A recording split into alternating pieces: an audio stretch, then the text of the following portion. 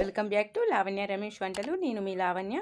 ఈరోజు మనం ఆలు సమోసా చేసుకుందాం. ఆలు స్టఫింగ్తో చాలా సూపర్ రెసిపీ, చాలా ఈజీగా చేసుకోవచ్చు. ఎవరైనా ఖచ్చితంగా ట్రై చేయండి. ఎవరైనా కొత్తగా నా ఛానల్ని చూసినట్టయితే లైక్ చేయండి, షేర్ చేయండి, కామెంట్ చేయండి.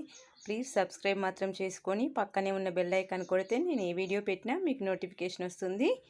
మీ సబ్స్క్రైబ్ నాకు చాలా చాలా అవసరం. ప్లీజ్ సబ్స్క్రైబ్ చేసుకోండి. ఇప్పుడు ఆలు సమోసా ఎలా చేసుకుందామో చూద్దాం. ఇప్పుడు మనం సమోసాలు చేసుకుందాం. దానికి పిండిని కలుపుకుందాం. ఈ పిండిలో కొద్దిగా సాల్ట్ వేసుకోండి, కొద్దిగా ఆయిల్ పోసుకోండి. ఈ పిండిని అంతా ఒకసారి కలుపుకొని కొద్దిగా వాటర్ పోసి కలుపుకుందాం. ఇప్పుడు పిండిని ఇలా ముద్దగా చేసి పక్కకు పెట్టుకుందాం. మనం ఇప్పుడు ఆలుగడ్డ కర్రీకి ప్రిపేర్ చేసుకుందాం. కడాయి పెట్టి ఆయిల్ పోసుకుందాం. ఇప్పుడు కొద్దిగా జీలకర్ర, ఆవాలు, కొద్దిగా చిన్నగా కట్ చేసుకున్న పచ్చిమిర్చి, అలాగే ఉల్లిపాయ ముక్కలు. ఇది కొద్దిగా బ్రౌన్ కలర్ వచ్చే వరకు ఫ్రై చేసుకోండి. కొద్దిగా అల్లం వెల్లుల్లి పేస్ట్, అలాగే కొద్దిగా పసుపు మొత్తం కలుపుకున్న తర్వాత ఇప్పుడు ఆలుగడ్డ ముక్కలు వేసుకుందాం. ఆలుగడ్డ ముక్కలు వేసుకుంటున్నాం. ఆలుగడ్డలు ఉడికించకున్నా పర్లేదు, ఇలా చిన్న ముక్కలుగా కట్ చేసుకుంటే ఉడికిపోతాయి తొందరనే మెత్తగా. అలాగే కొద్దిగా సాల్ట్ వేసుకుందాం. సాల్ట్ వేయడం వల్ల ముక్కలు తొందరగా ఉడికిపోతాయి. ఒకసారి కలుపుకొని సిమ్లో పెట్టి 5 నిమిషాలు ఉంచుకుందాం. మనం కొద్దిగా కొత్తిమీర వేసుకోండి దీనిపైన. చూడండి ఆలుగడ్డలు ఫ్రై అవుతున్నాయి. ఇంకొక 5 నిమిషాలు ఉంచుకుందాం మనం. చూడండి ఆలు మొత్తం ఫ్రై అయిపోయింది కదా. ఇప్పుడు ఇందులో సరిపడా కారం వేసుకుందాం.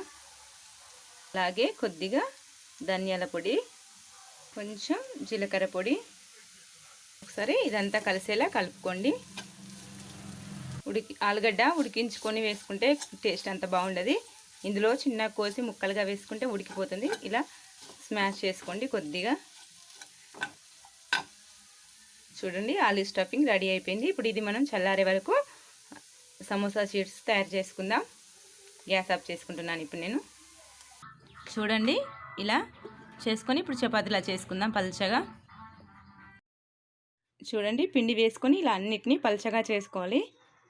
చూడండి షీట్స్ అన్నీ ఇలా చేసుకొని ఇలా పెనం పైన వేసుకొని కొద్దిగా కాల్చుకోండి. ఈ మాత్రం అయితే సరిపోతుంది. ఇలా కాల్చుకుంటే సరిపోతుంది. అన్నీ చూడండి ఇలా పల్చగా పిండి చల్లుకుంటూ చేసుకోవాలి. చేసుకున్న తర్వాత కొద్దిగా కాల్చుకుంటే సరిపోతుంది. చూడండి ఇలా చిన్నగా బబుల్స్ వస్తే సరిపోతుంది. ఇప్పుడు తీసేసుకుందాం వీటిని. నేను షీట్స్ తయారు చేసేటప్పుడు చూపించలేదు, ఎందుకంటే వీడియో తీసేవాళ్ళు లేరెవరు. చూడండి అన్ని షీట్స్ను ఇలా రెడీ చేసుకోండి. ఇప్పుడు వీటిని కట్ చేసుకుందాం. ఈ విధంగా కట్ చేసుకోండి. సైడ్లు మొత్తం 4 సైడ్ల చూడండి ఇలానే కట్ చేసుకోండి 4 సైడ్లు. చూడండి షీట్స్ ఇలా 4 వైపులా సమానంగా మధ్యలో కట్ చేసి ఇలా చేయండి. అన్నిటినీ ఈ విధంగా షీట్స్ లెక్క కట్ చేసి పెట్టుకోండి. వీటి మీద ఒక క్లాత్ వేసుకోండి, లేదంటే వాడిపోతాయి. మూత పెట్టుకున్నా పర్లేదు. ఇప్పుడు సమోసా తయారు చేసుకుందాం. ఒక కటర్లో ఇలా మైదా పిండి తీసుకొని వాటర్ పోసుకొని ఇలా పేస్ట్లా చేసుకోండి. ఇప్పుడు ఈ షీట్ని ఇలా మలుచుకొని ఈ పేస్ట్ను అప్లై చేసుకుందాం. ఇలా పెట్టుకోండి. నాకు నేనే వీడియో తీసుకుంటూ చేస్తున్నాను, అందుకే వన్ చేయితో పెట్టుకున్న తర్వాత ఇది మళ్ళీ ఇలా ఫోల్డ్ చేసుకొని ఇక్కడ కొద్దిగా మిగిలిపోయింది కదా, దీనికి కూడా కొద్దిగా ఇలా పూడ్చుకోండి. ఇలా పెట్టుకోండి.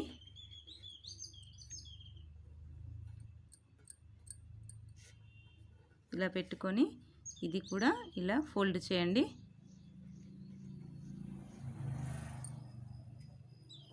ఇప్పుడు ఇందులో అది పెట్టుకోండి ఆలు స్టఫింగ్. చూడండి సమోసాలు రెడీ అయిపోయినాయి. ఇప్పుడు ఆయిల్లో ఫ్రై చేసుకుందాం వీటిని. గ్యాస్ పై కడాయి పెట్టి ఆయిల్ పోసుకుందాం. చూడండి ఆయిల్ వేడైంది. ఇందులో వేసుకుందాం మనం సమోసాను.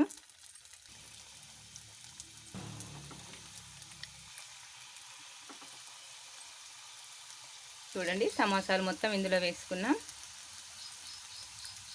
చూడండి ఒకవైపు ఫ్రై అయ్యాయి, ఇంకో వైపు తిప్పేసుకుందాం.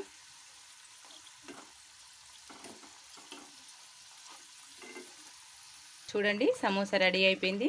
ఇప్పుడు తీసేసుకుందాం ఆయిల్లో నుంచి. ఎంత కలర్ఫుల్గా ఉన్నాయి, చూస్తుంటేనే తినాలనిపిస్తుంది. చూడండి చూడండి సమోసాలు అయితే రెడీ అయిపోయాయి. చాలా సూపర్ రెసిపీ. ఈవినింగ్ స్నాక్స్గా తినొచ్చు. పిల్లలు చాలా ఇష్టంగా తింటారు. ఇలా చేసి పెట్టండి. ఈవినింగ్ టైంలో టీ టైంలో టీ తాగుతూ సమోసా తినండి. క్రిస్పీగా చాలా బాగుంటుంది. ఖచ్చితంగా ట్రై చేసుకోండి. ఈ రెసిపీ కనుక మీకు నచ్చినట్లయితే లైక్ చేయండి. ప్లీజ్ వీడియో మొత్తం స్కిప్ చేయకుండా చూడండి. నా ఛానల్ని సబ్స్క్రైబ్ చేసుకోండి. Please subscribe.